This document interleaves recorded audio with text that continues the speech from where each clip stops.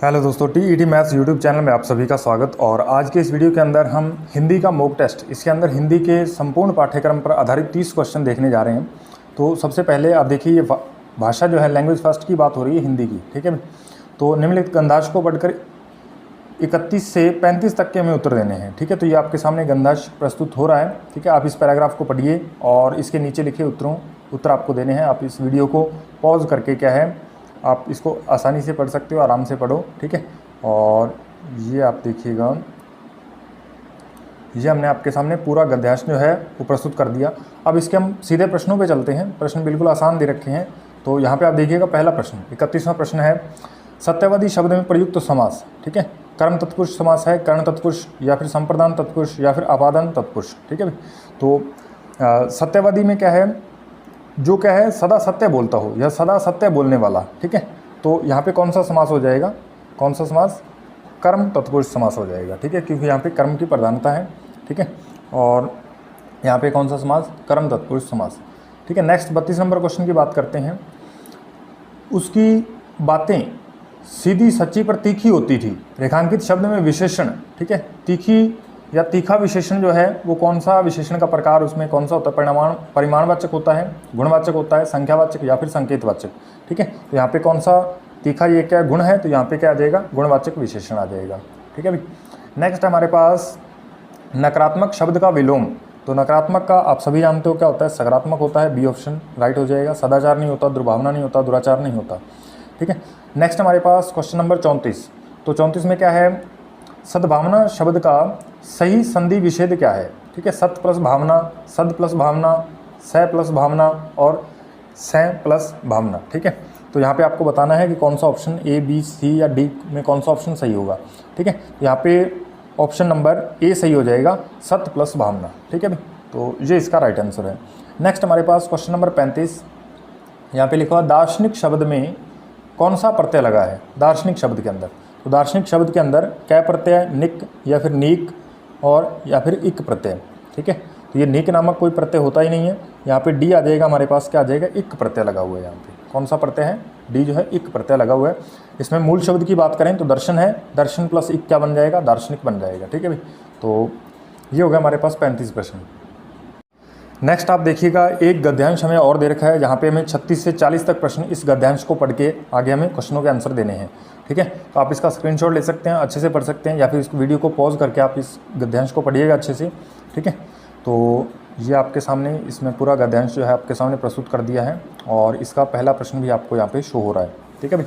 तो 36 नंबर प्रश्न क्या है, जिसकी लाठी उसकी भैंस, ये इसका क्या अर्थ है, ठीक है। भैंस का स्वामी या फिर शक्तिशाली ही समर्थ है, या फिर लाठी का जलवा, भैंस को लाठी से ही रखा जा सकता है।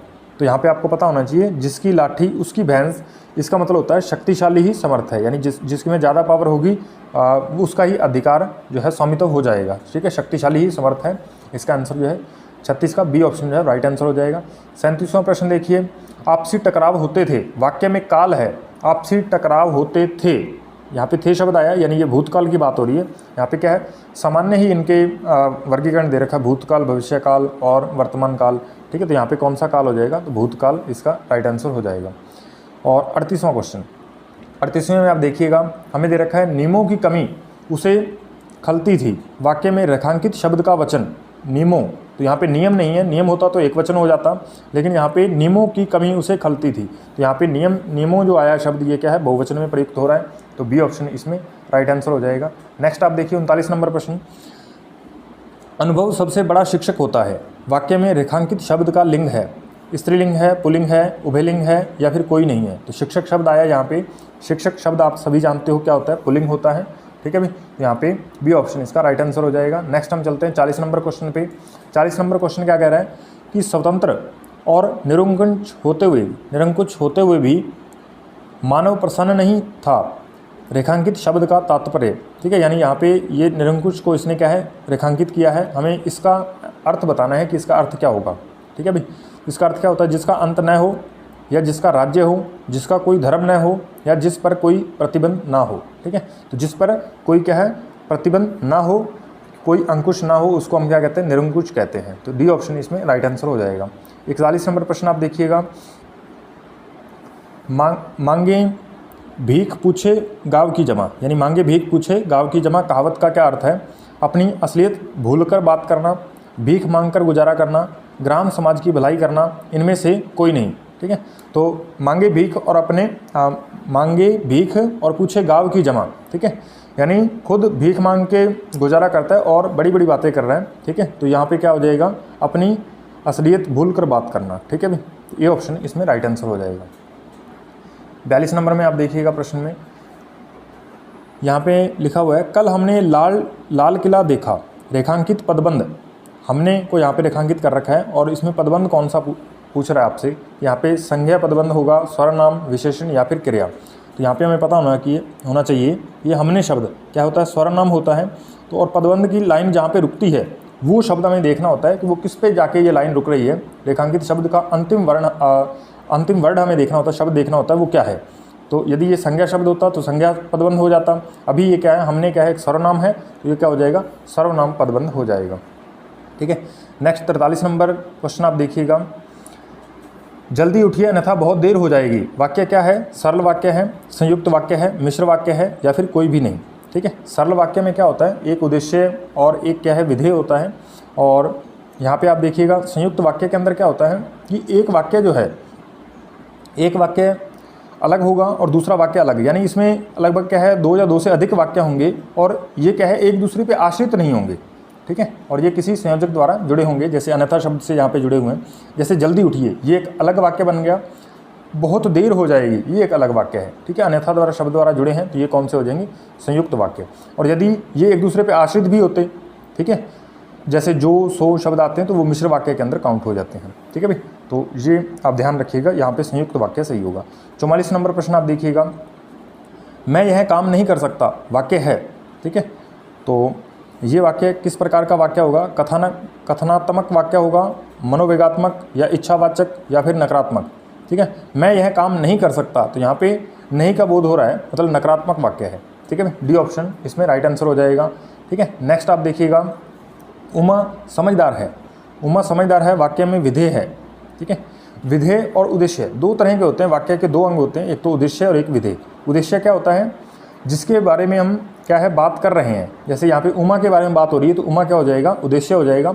और जो बात हम कर रहे हैं, ठीक है, यानी उसके बारे में हम बता रहे हैं, तो किन शब्दों का हम सहारा ले रहे हैं वो सारे के सारे विधेय के अंदर काउंट होते हैं। जैसे समझदार है, ठीक है, तो समझदार है शब्द यहाँ पे क्या है? विधेय हो जाएगा। सी ऑप्शन इसमें राइट आंसर हो जाएगा। ठीक है, तो नेक्स्ट क्वेश्चन नंबर 46 देखते हैं।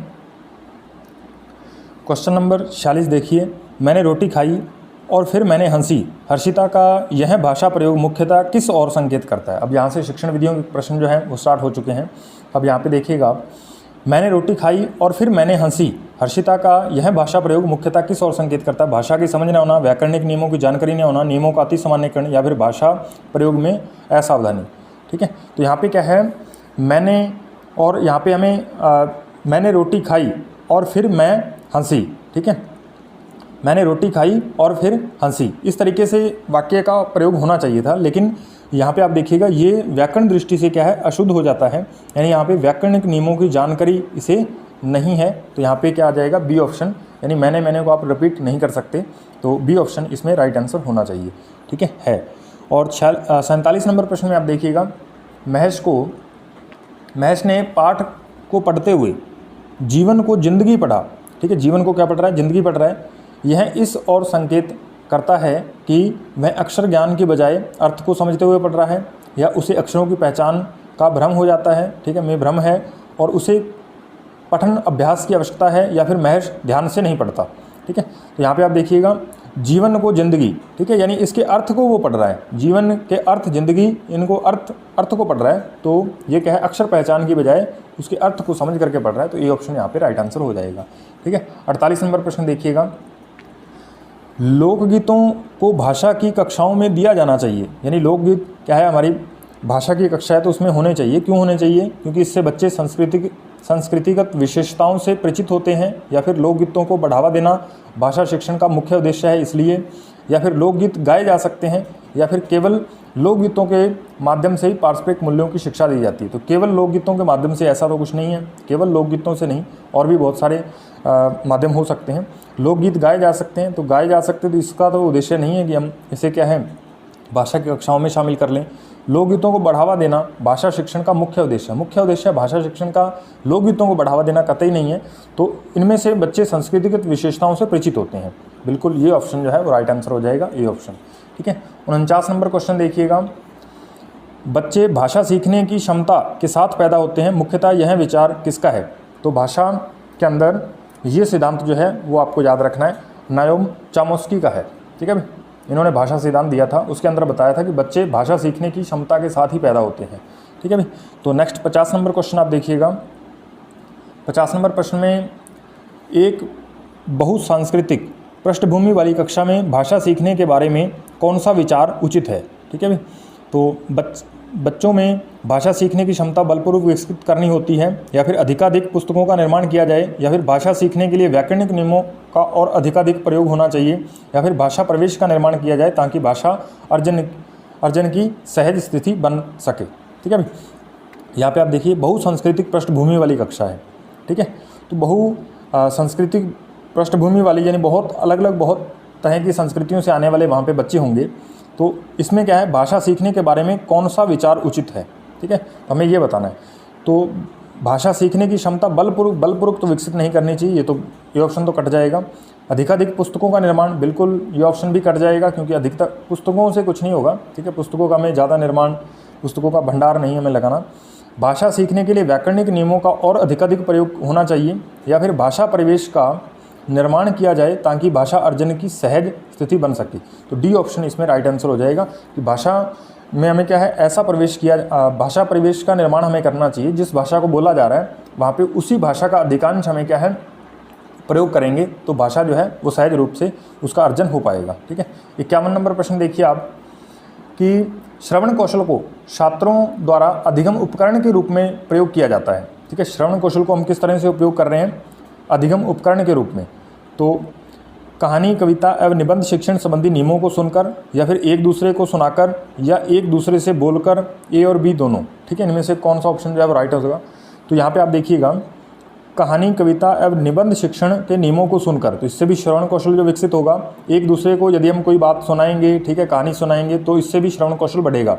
ठीक है, तो यहाँ पे डी ऑप्शन जो है राइट आंसर हो जाएगा, ए और बी दोनों सही है। ठीक है, तो यहाँ पे आप देखिएगा 52 नंबर प्रश्न कि सरल वाक्यों की रचना करना सीखने का संबंध किससे है? ठीक है, सरल वाक्यों की रचना कर रहे हैं तो पठन कौशल से है, वाचन कौशल से है, या फिर श्रवण कौशल से है, व्याकरण से है। ठीक है, तो पठन कौशल में बिल्कुल नहीं आएगा ये।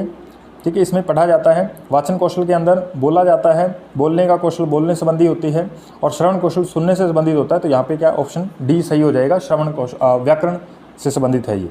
ठीक है, सरल वाक्यों की रचना व्याकरण के नियमानुसार की जाती है। ठीक है, तो यहाँ पे व्याकरण से संबंधित है ये। क्वेश्चन नंबर 53 देखिएगा। भाषा शिक्षण के सिद्धांतों में प्रस्तुतिकरण का संबंध प्रमुख रूप से किससे होता है? शिक्षक से, छात्र से, कक्षा के वातावरण से, या गतिविधि से? ठीक है, तो प्रस्तुतिकरण जो है वो कौन करता है? हर्बर्ट की पंचपदीय प्रणाली के अंदर प्रस्तुतिकरण पद आता है। तो उसको जो है प्रस्तुतिकरण में क्या है, एक शिक्षक जो है वो क्या करता है, पाठ का विकास करता है। प्रस्तुतिकरण के अंदर पाठ का विकास करता है। तो यहाँ पे आपको ध्यान रखना है कि उसके बारे में विस्तृत पाठ के बारे में जानकारी देता है, उसका विस्तृत अध्ययन प्रस्तुतिकरण के अंदर करवाता है। ठीक है, तो ये किसके द्वारा अपनाया जाता है? शिक्षक के द्वारा। ठीक है, ये शिक्षक से संबंधित है, ये ऑप्शन इसमें राइट आंसर हो जाएगा। 54 नंबर प्रश्न देखिएगा। विविधता से युक्त कक्ष में शिक्षण कराया जाना मतलब शिक्षण करना माना जाता है। ठीक है, विविधता से युक्त कक्ष में शिक्षण करना माना जाता है चुनौतीपूर्ण, सरल, सामान्य, या कठिनता से परिपूर्ण। तो विविधता से युक्त यानी यहाँ पे बहुत सारे क्या है विविध तरह के विविध संस्कृतियों से छात्र आते हों, तो वहाँ पे क्या है, या फिर कई छात्र क्या है मंदबुद्धि हों, कई क्या है प्रतिभाशाली हों, तो उसमें क्या है शिक्षण करवाना क्या माना जाता है? तो उसमें शिक्षण जो है चुनौतीपूर्ण माना जाता है। ठीक है, ये ऑप्शन राइट आंसर हो जाएगा। नेक्स्ट क्वेश्चन नंबर 55 आप देखिएगा। क्वेश्चन नंबर 55, राम के परिवार में डिब्बा को सभी क्या कहते हैं? डब्बा कहते हैं। कारण होगा, इसका क्या कारण है? अशुद्ध उच्चारण वाले व्यक्तियों से संपर्क, भाषाई ज्ञान का अभाव, या व्याकरण के ज्ञान का अभाव, विराम चिन्हों के ज्ञान का अभाव। ठीक है। तो यहाँ पे क्या है, विराम चिन्हों वगैरह कोई बात नहीं हो रही, व्याकरण के नियम यहाँ पे इतना इसका नहीं है। भाषाई ज्ञान का अभाव, भाषा को तो उनकी समझ है लेकिन अशुद्ध उच्चारण वाले व्यक्तियों के संपर्क में आ गए हैं, जिसके कारण वो क्या है, अशुद्ध उच्चारण की आदत उन्हें हो चुकी है। तो अशुद्ध उच्चारण वाले व्यक्तियों से उनका ज़्यादा संपर्क है, इसलिए ऐसा हो रहा है। ठीक है, 55 नंबर क्वेश्चन। अब क्वेश्चन नंबर 56 देखिए। क्वेश्चन नंबर 56 में देखिए, श्रवण कौशल से विकास होता है। श्रवण कौशल से किसका विकास होता है? विषयों में संबंध स्थापित करने की योग्यता का, मूल्य संबंधी योग्यता का, भावात्मक विकास का, या फिर आध्यात्मिकता का। ठीक है, तो आध्यात्मिकता का ये तो गलत ऑप्शन है, आध्यात्मिकता का विकास नहीं होता, यहाँ पे विद्यालय से संबंधित बात हो रही है। तो भावात्मक विकास या मूल्य संबंधी योग्यता का विकास या फिर विषयों में संबंध स्थापित करने की योग्यता।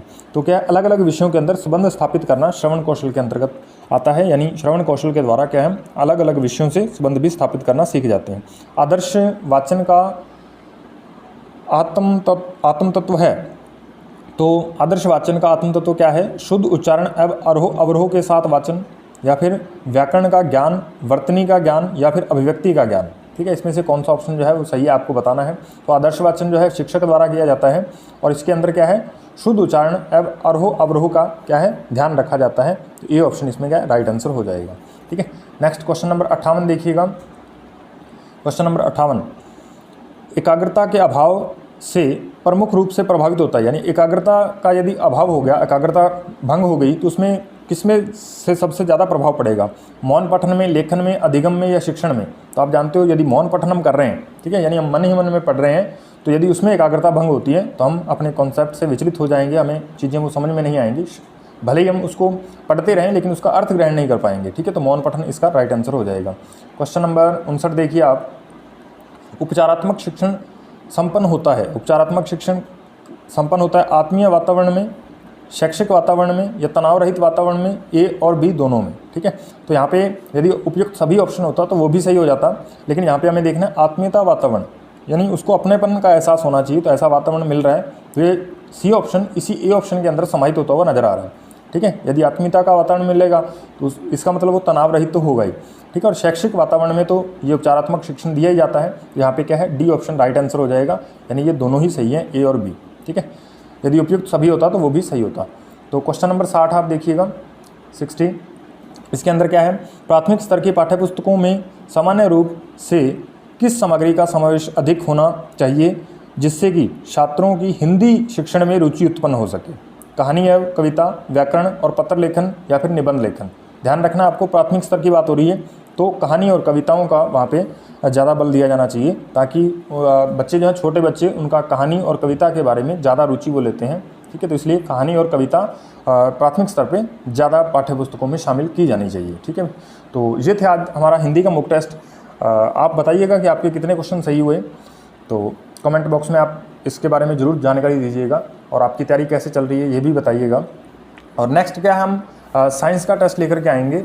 और यदि आपको वीडियो क्या है पसंद आती है तो वीडियो को लाइक कीजिए, शेयर कीजिए, और यदि आप हमारे यूट्यूब चैनल पर नए हैं तो आप इस चैनल को सब्सक्राइब कर लीजिए और साथ में बेल आइकन को प्रेस करिए, ताकि हमारे नए आने वाले वीडियोज़ का नोटिफिकेशन आप तक आसानी से पहुँच पाए। मिलते हैं नेक्स्ट वीडियो में, तब तक के लिए धन्यवाद।